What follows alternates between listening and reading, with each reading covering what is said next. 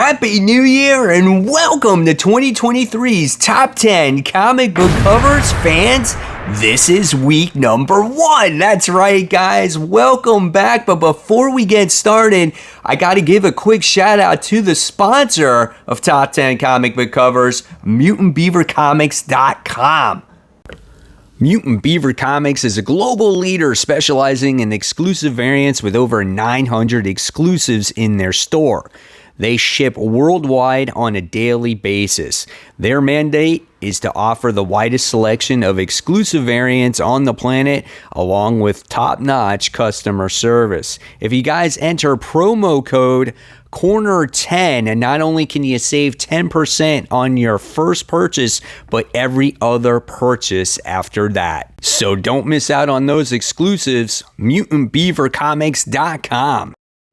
So welcome back, everybody. Yes, this is the video series where each and every week I share with you my personal favorite top 10 comic book covers of the week, and you get to vote on which one is your favorite comic book cover of the week. Guys, this series is so much fun. We do it week in and week out, and I give you the results each week, and then I present to you another top 10. We go through groups, we go through wild card rounds, we get a whole bunch of comics selected to go into the final rounds at the end of the year, and yes, you will have that final say on which comic book cover gets the all-important title of comic book cover of the year. So hopefully you guys will join me for this year-long journey, and if you're new to this series, welcome to 2023's version.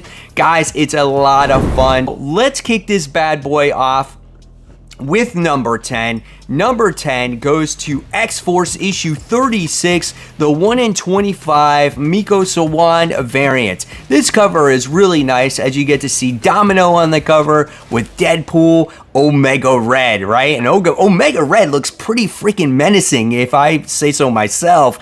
Deadpool is back there, and it's just the detail that goes onto the characters' facial expressions are really nice, and even you could go down to the wrinkles on Omega Red's freaking headband and whatnot. So really great stuff here. Love the cover. If this one is your favorite, you gotta vote in the comment section below. Only one vote per person, no more than that. You can't thumbs up somebody else's. It won't count. You have to comment in the comment section below. And if you don't like any of the top 10 comic book covers I provide here for you today, hey guys, that's okay. You can always write in your own.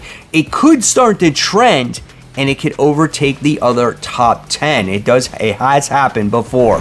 So let's move on to number 9. And number 9 goes to kind of another team-like cover. This goes to the Avengers issue 64. This is the Horley's 80s Avengers Assemble connecting variant. So this is a connecting variant, but it's badass as you get to see the 80s versions of your favorite Avengers characters, which I think is so freaking cool, right? You get to see Tigra, you get to see Moon Knight, you get to see, who else in there? Captain America, you get to see 80s Iron Man. Unfortunately, he's like kind of cut off there with his silver armor. I thought this was awesome. You get to see Thor there where he's got his beard and he's got the freaking lightning coming from Mjolnir. It's freaking awesome, dude. Love this cover.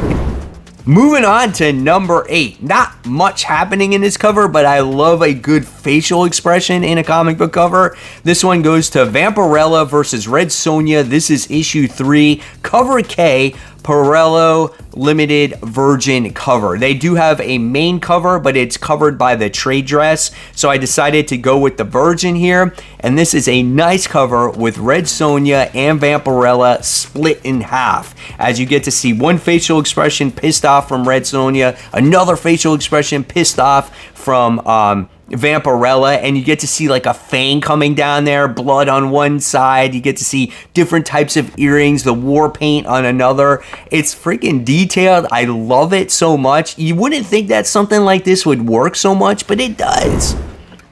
All right, coming in at number 7. This one goes to Scarlet Witch issue 1, David Nakayama variant A. I thought last year David Nakayama covers really took off nicely. There's some gorgeous ones, and there's a lot of Scarlet Witch covers as well when it comes to the release of this comic.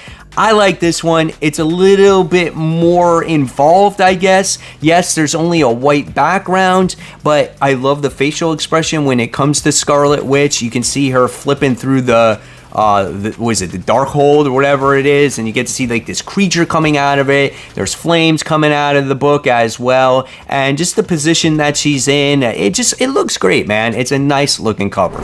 Moving on to number 6, we have Batman issue 131. This is cover D, done by Jason Fabok, the cardstock variant. I can honestly say that Jason Fabok, I don't know if I say his name right, is a phenomenal artist. I remember when he did artwork in the Justice League when the New 52 launched, or right after the New 52 launched, there was a time period where he drew it, and it was amazing. I love his artwork, and here is no different as we get to see Batman sitting on a building in Arkham like you see him in every cover, but he is freaking ripped in this cover, man. You get to see all the cool utility pouches all around him. The rain is coming pouring down, and it's just hitting off his suit, and you get to see it splatter off of his shoulders, which I love that attention to detail there. And then I love also how the wind is blowing his cape. Moving on to number 5, we have Nita Hawes' Nightmare Blog issue 11. This is the Zizum Kurshri main cover. I butchered that name. I don't care. This cover is crazy as you get to see someone's eyeball who is looking at a killer, and you get to see the reflection in their pupil, which is really nice, and there's blood coming from their eye, and you're just like, oh my god, this is insane, dude. It gives you that horrific feel when you're looking at this cover, and you can't help feel for whoever this person is in this cover. Do not read this book, but it's a great cover. Coming in at number 4, this is a nice one. Eternal Descent issue 3, Marco Lorenzia main cover. Nothing beats a hot demon chick shredding on a guitar, am I right? Like, check that cover out, man. She is rocking out. You got the freaking lightning coming down behind her. She's got some crazy horns, freaking wings in her back and whatnot. Crazy outfit, great looking colors. It really pops. Love the cover. Top 3 now. This one goes to X-Men Legends issue 5, the Willis Portisano main cover. Now, the reason why I picked this one is that this cover actually reminds me back when I was collecting X-Men when I was like 15, 16 years old or whatever, and we got to see the first appearance of Bishop on the cover as he's coming through that portal with his other guys with him at his side. This is like a remake of that cover. I think that is freaking awesome, right? And it's the same artist that drew it. You get to see them battle more bad guys as they're coming through the portal, which is really neat. And I love the colors, just everything that goes with this cover just caught my attention as soon as I saw it. It definitely gives me a nostalgia feel. So coming in at number 2, some things never change even though it's the new year.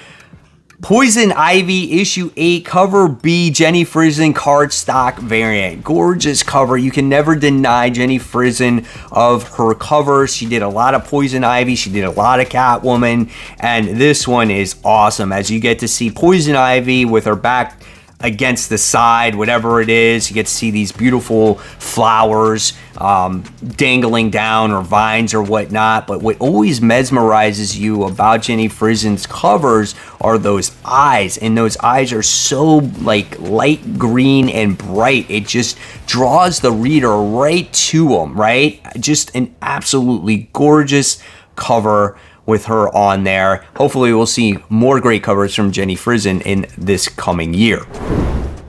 But what was my number 1 comic book cover? Well, personally for me, it may not be the flashiest or the sexiest or the most unique cover you have ever seen before, but it's got to go to Gold Goblin issue 3, 1 in 25, the Gary Frank variant.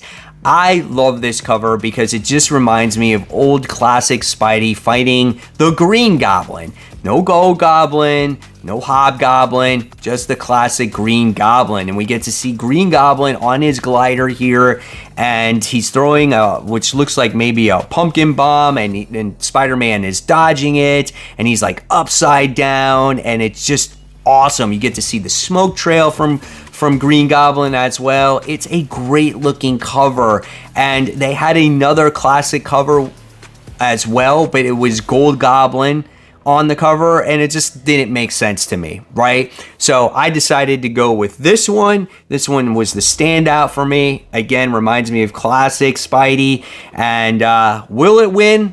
I don't know, but if you want to see one of these comic books win, make sure you vote, because every vote matters, guys.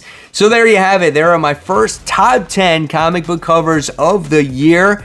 It's your turn to vote in the comment section below. Guys, if you love this video, make sure you pow that like button and pow that subscribe button. And don't forget to hit the bell so you don't miss any notifications from me. If you love my content, I leave you more content right here. In fact, this is my collecting goals for 2023.